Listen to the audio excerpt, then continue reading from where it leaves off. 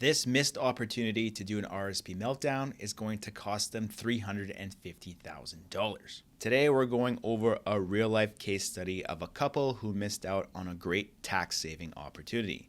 Now, in our scenario, the husband, which we'll call Ross, was retired, and his wife, which we'll call Rachel, kept working for another 7 years.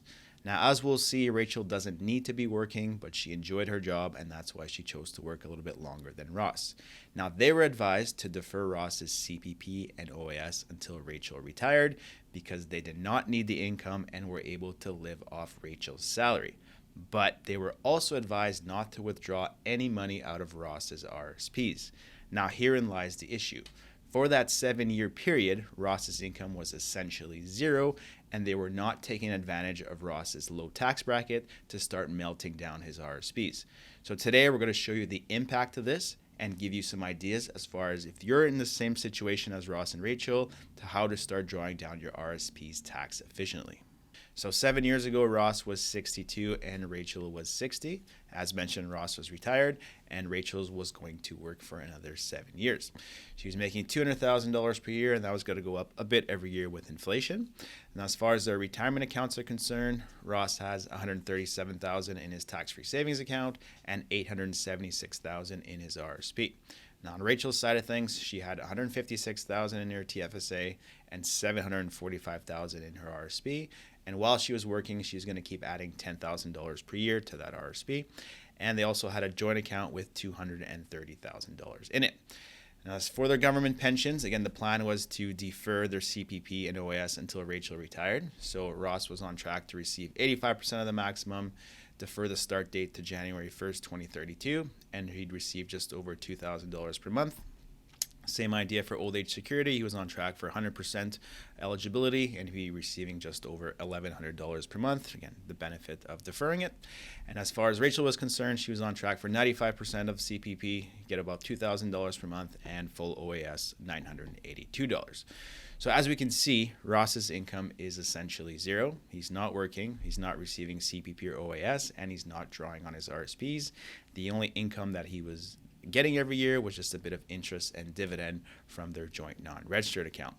Now, they did own their own home, but I just kept it out of this scenario because we're not accessing it for the retirement, and they wanted to spend $10,000 per month. So as we can see with their plan, there are no issues. They're in no danger of running out of money, but we want to see how this RSP meltdown strategy could have benefited them over the last 7 years. So if we take a look at their net worth over time, we have their registered assets in blue. So they keep growing over the next 7 years as we're not accessing them, and we keep adding $10,000 per year to them, plus the growth in the portfolio. Then we have their TFSAs, keep maxing those out every year, and then they have their joint non-registered account.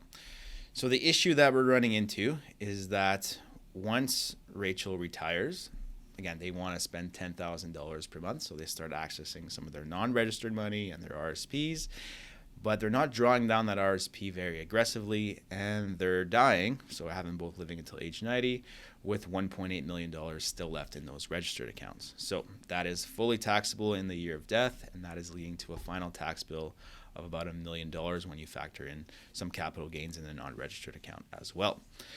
So we want to be able to draw those RSPs down more aggressively while they're in a low tax bracket, so they're not end up paying such a high rate at death.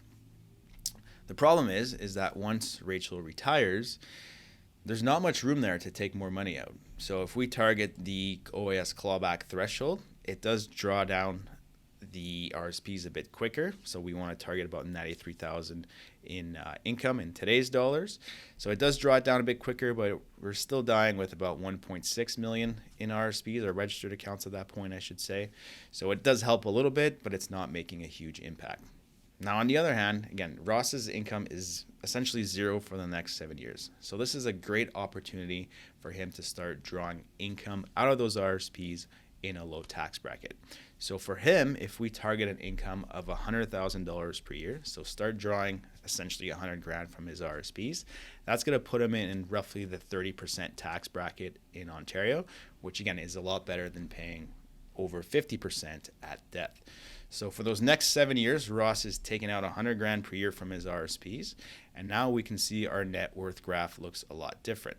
So rather than the RSPs just growing over the next 7 years, they're going down in value, and that extra money that, again, they don't need to meet their expenses just gets added to their non-registered account, which is going to be a bit more tax efficient in the long run.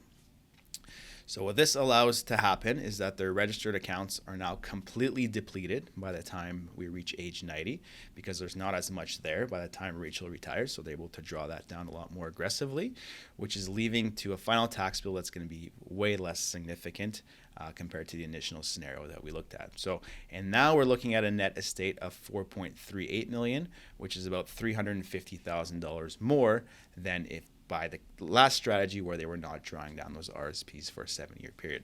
So if you're in this situation where one spouse is working and you're able to live off their income and the other spouse is in a low tax bracket, it could be a great time to start drawing on those RSPs to make sure you don't end up paying a huge amount of tax at death. If you want to make sure that you're being as tax efficient as possible with your retirement portfolio, check us out at transcanadawealthmanagement.com.